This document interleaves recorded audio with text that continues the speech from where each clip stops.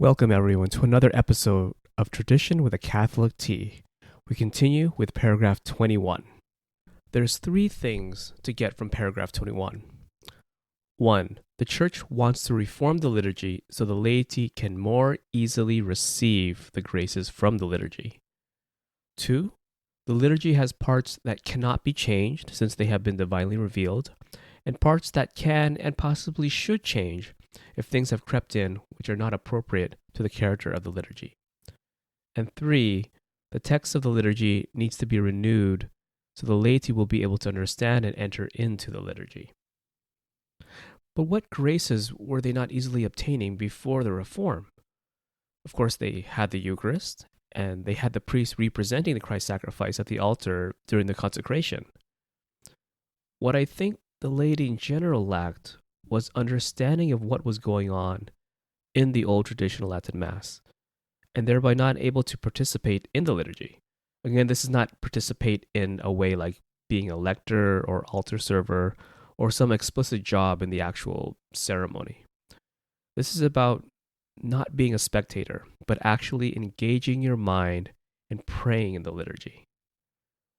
During the times that I've attended the old traditional Latin Mass, the Missal of 1962, I've noticed a lot of silence. And I'm sure with more study of the Missal and more attendance, I can get a good idea of what the priests are praying at all times during the Mass. But I wonder if that's really the point. I think the point, at least in the Old Mass, is to feel the reverence and transcendence of what the Mass is doing, where the high point is the consecration and, of course, receiving the Eucharist. I'm ignoring, in a sense, the Bible readings and the homily, which today should be said in the vernacular. Since I've heard even before the council changes, it was not required to even have a homily, and the readings were in Latin, so more than likely the laity in general were not able to understand.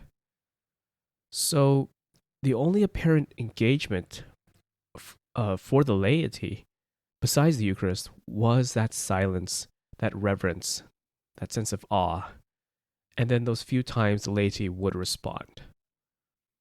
Assuming that by Vatican II, most of the laity probably had no real understanding of the Mass, and therefore most people would really miss why it's so important in the first place. And I think that's what the Reform was trying to recover.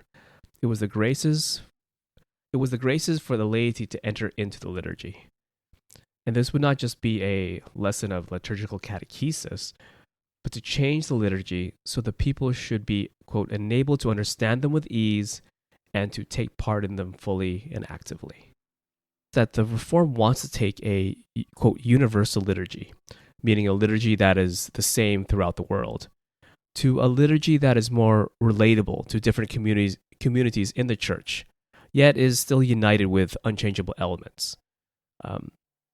So a Mass in one country of the world might be still different from another country in the world. For example, going to a Mass that is not in a language I normally understand, which is English. My wife and I went to Venice for a vacation one time, and of course we had to go to Mass on Sunday. We went to the famous St. Mark's Basilica. The Mass required women to have a veil, and they provided veils if you didn't have one. And not surprisingly, the Mass was in Italian. However, my wife and I can still follow the form of the Mass. So for this Mass, there was a local custom, and the language was in the vernacular of the community, Italian. But it still had universal aspects of the Mass that any other Catholic around the world can still recognize. And the point is, at least having the vernacular should better help the local community engage in the Mass. And at least for the people outside the community, people who don't understand Italian or not accustomed to wearing a veil, there are parts of the Mass that still don't change throughout the world. And therefore, those people can still have a limited engagement of the Mass. In particular, in regards to the language, let me give you a contrasting example. My wife and I went to Montreal to attend my uncle's funeral, and my uncle was Jewish. After the funeral, we had a Jewish evening prayer service, the sort of thing like a Catholic Vespers or evening prayer in Liturgy of the Hours. We've never been to a Jewish evening prayer, and it was all in, I'm assuming it was Hebrew. They did provide a leaflet of the format of the service, but because it was in Hebrew, it was difficult to follow anyways. What was interesting is that besides my wife and I and others that came that were not Jewish, everyone else can follow the service and provide an example of a liturgical language.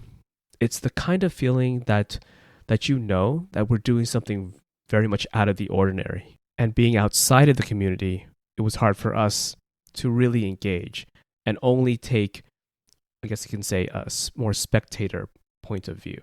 So in a sense, it was like the traditional Latin Mass, where because it was in Hebrew and I didn't understand the structure of the evening prayer service itself, it was hard to follow. But I did see that since everyone was speaking one language and people were all praying together, that there was a sense of reverence and awe in the actual service. I guess in terms of the reform of the liturgy, there is that tension, that wanting to be still, in a sense, universal,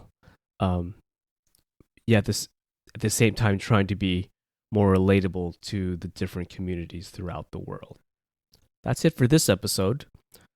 I know it's been a while since I've published anything, so I just wanted to get my commentary on paragraph 21 out as soon as possible. And hopefully I'll have the next episode out very soon.